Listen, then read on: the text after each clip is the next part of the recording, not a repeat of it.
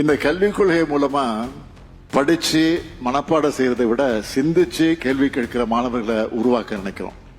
எதிர்கால வாழ்க்கைக்கு தேவையான ஆற்றலை வழங்க போறோம். தொழில்நுட்ப மனம் படைச்சவங்களா மாணவர்களை உருவாக்க நினைக்கிறோம்.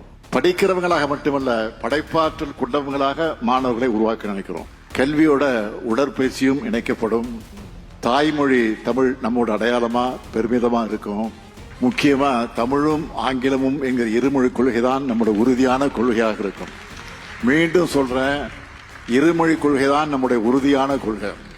மொத்தத்துல கல்வியில முன்னணி மாநிலமா இருக்கிற தமிழ்நாட்டை மேலும் முன்னேற்றுவோம். கல்வி மூலமா எதிர்காலத்தில் நீங்க எல்லோரும் பெரிய பெரிய அதிகாரிகளாக, அரசியல் தலைவர்களாக, அறிவியலாளர்களாக, மருத்துவர்களாக, சட்ட அறிஞர்களாக, பொறியாளர்களாக, கலைஞர்களாக உருவாகி உங்க வீட்டுக்கும் தமிழ்நாட்டுக்கும் பெருமை சேர்க்கணும்.